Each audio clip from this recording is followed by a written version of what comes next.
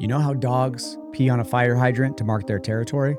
Well, I'm going to teach you how to do the exact same thing for your real estate deals so someone can't swoop in and steal them. So stick around. Hey, this is Bridger Pennington, Chris Nog, Cody Hoffine, Corey Geary, Alex Casale, Clay Rockwood, Matt Porcaro, Tanisha Spencer, David Olds, Drew Hitchcock, and you're listening to the Investor Semester Podcast with Jeremy Davis.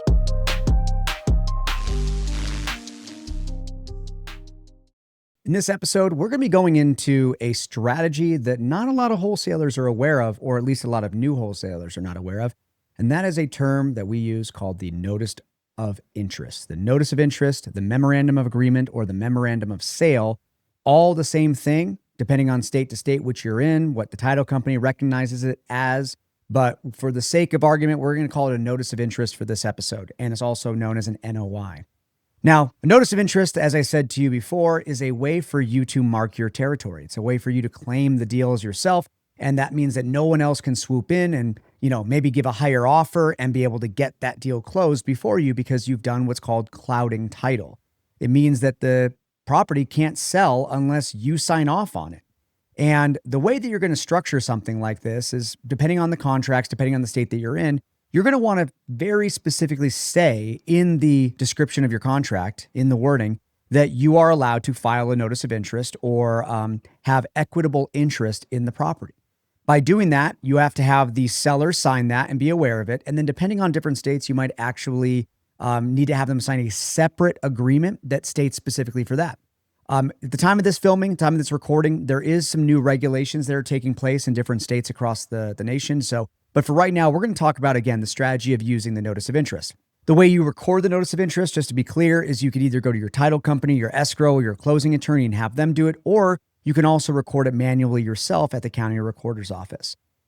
Before I tell you about a story about what a notice of interest has done for me, actually many, many times, but I'll tell you a specific story, I want to talk about how notice of interest can actually be a negative thing. And I'm speaking to the unethical assholes out there, the people that are listening to this. And if you are, screw you. But there are people out there that will actually lock up a property at their asking price. Literally, not even trying to get it at a deal. Whatever the seller says, oh, the seller wants $300,000. Okay, let's get it for $300,000. And then they sign a notice of interest. And then they file that notice of interest. And then they cloud that title. And then when they can't find a buyer for the property at that price, they just keep that notice of interest in place so that that seller is not able to sell to anybody moving forward. And the only way to remove that notice of interest, that illegal notice of interest, is to actually have to go to court for it and actually have the judge remove it. And so what really happens there, and it sucks for a lot of sellers, is that they don't know, they're not aware of what's happening. They think they're about to get their asking price. And in fact, what they're doing is they're getting locked up in a deal where they're going to have to actually pay off that wholesaler or take that wholesaler to court to be able to remove that NOI. So if you're doing that, stop listening to my episodes. I don't want you here. You're not a good person. And let's try to be better people out there in this business. So moving on, how you could actually utilize it in an ethical manner to where you can protect yourself and protect the deal. So here's a story about how I made $60,000 on a deal in, I would say approximately the total time spent on this deal was about 4 hours total. And that's pushing it. 2 hours was the actual inspection of the property, actually going there and meeting this was a probate property. So the mother had passed away and they left it to their children, 2 adults, 1 brother, 1 sister. And we went and met them at the property and we got the property at a great price. And this is a total true story. I'm going to tell you about this. It's funny. So as soon as we sign, the brother says, hey, I need to come and talk to you real quick. So I go, yeah, what's going on, man? And he goes, hey, now that you're buying my property and we're doing this deal with you, I'm a felon, which means that I can't buy any guns. And there's a gun that I really want. And as a gift from you to me, I'd like you to be able to buy it for me. Okay, let that sink in. That's what's called a straw sale, right? That's a federal crime. That's a felony. And I say to him, I'm sorry, I can't do that for you, buddy. Like that's me, committing a felony for a real estate deal. I'm sorry, that's just not going to happen. And he says to me right there to my face, well, then in that case, we're going to sell to somebody else. And I said, I'm sorry, but we're under contract right now to be able to buy the property. And just because I'm not willing to commit a felony does not mean you have the right to sell to somebody else. So I immediately, at that moment, what do? Well, I go to my title company. I say, I need you to record a notice of interest. Here's the contract. Here's my EMD, my earnest money deposit, because I want to make this as legitimate and as valid as possible. So we open up contract. We file a notice of interest to the county, and now we have officially clouded title. I want to say it was about 2 or 3 days later that I got approached, or actually a phone call from another title company asking, hey, we're looking to close this deal, but we noticed that there's a notice of interest in place, and we would like to know what it would take to get rid of it or for me to remove it. And so I say, well, it's up to a certain price, and I'd like to figure out exactly what the seller in the situation is looking to do to pay me off. And now, when I say pay me off, guys, it's not like, I'm extorting them or blackmailing them.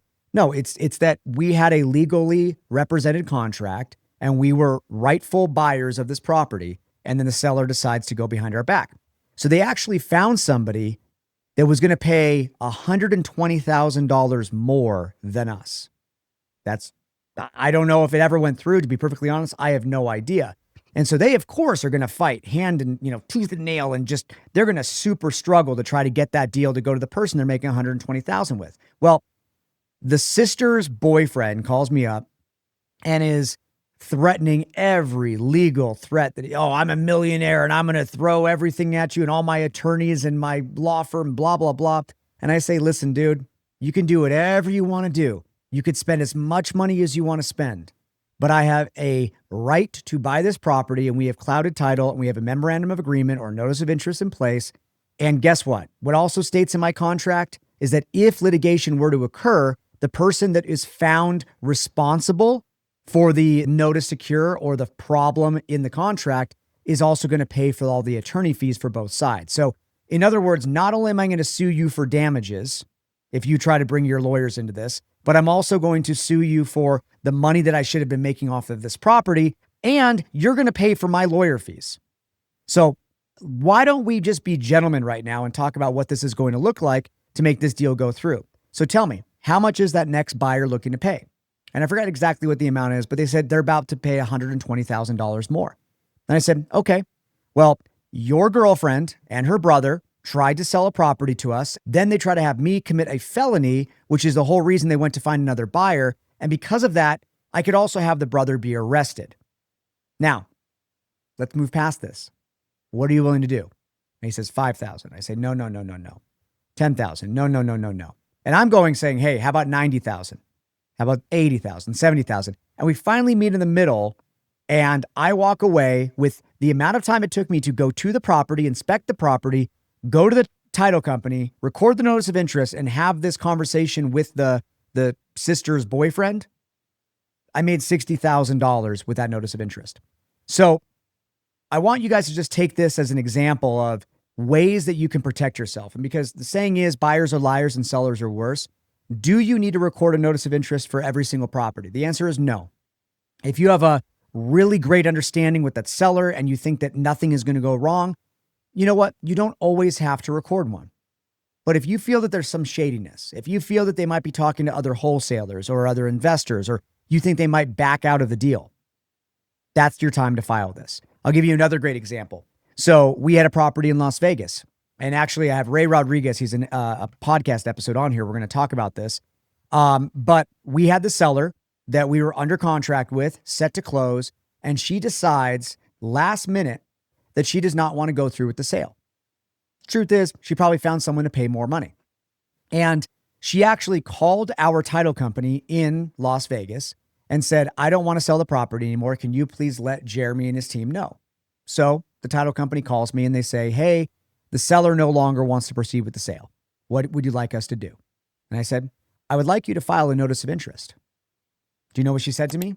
I'm not going to say her name, but she's a reputable person in Vegas. And she says, I can't ethically record a notice of interest. Now that the seller has expressed that she does not want to continue with the sale, I can't in my own heart file a notice of interest because she doesn't want this deal to go through anymore. And I said to her, that is not your judgment call. Your judgment call from an escrow position or a title officer position is to interpret and determine legally that my contract is on the up and up. And whatever it says in my contract, that person signed that. And guess what it says in my contract? And by the way, if you guys need my contracts, go to our Facebook group. We have them there as well, the Investor Semester Facebook group. But I said to her, this is going to be a problem. And if you don't record this notice of interest, I will be suing your company. So guess what happened next? The owner of the company calls me, also an attorney, and says, hey, I want to be able to get a chance to speak to you. It's shown here that you were threatening to sue our company. Can I ask why? And I said, well, your title officer has now refused to file a notice of interest because the seller has expressed a desire to not continue with the property sale any longer. And in my contract, it states right there that we have the right up until 1 year to file a notice of interest at any point, as long as this contract is valid. So it is your job to file that notice of interest because I, as the client, am asking you to do so. And he goes, you know what? You are absolutely right. I completely apologize for that, and I will take care of that myself right away. So we file a notice of interest, and then the seller does not want to sell. And so what we do is we wait, and we wait, and we wait, and we wait for the day of the closing, and then we send her a notice to cure. And as soon as that notice to cure is not responded to, which means that, hey, you need to come in and sign these papers, we then file a lis pendens. We sued the seller, and we forced the sale to proceed. And here's the thing. Do I bite at the idea of suing people all the chances that I can get? No, I do not. But what we did do for her is we came in and we stopped the auction to take place on her foreclosure. So what we did do is we did put a lot of time into that property, working with the banks, all that kind of stuff. And she then says she doesn't want to sell. So of course, I'm going to protect my position. I'm going to protect my money. So to kind of wrap this all up, we ended up getting her to sell. She came in and signed. And then Ray Rodriguez was our buyer. And I think we made $72,000 on that. I think if I remember correctly, he told me in the other episode, but I think it was about $72,000. So again, in just these two stories alone, we've made about $130,000 just off of 2 notice of interest. So as you become a better wholesaler or a better investor, always remember that this tool can exist in your tool belt at any given time. So this is one of the strategies that we're going to go over. We're going to go over a lot more strategies. So, stick around. Guys, if you liked this episode, do me a favor and subscribe. Leave a review and feel free to share this to any other investors that you think might have got some value. So everyone, we'll see you on the next episode. But until then, keep grinding, keep making offers, and for God's sake, please call your leads. See you next time.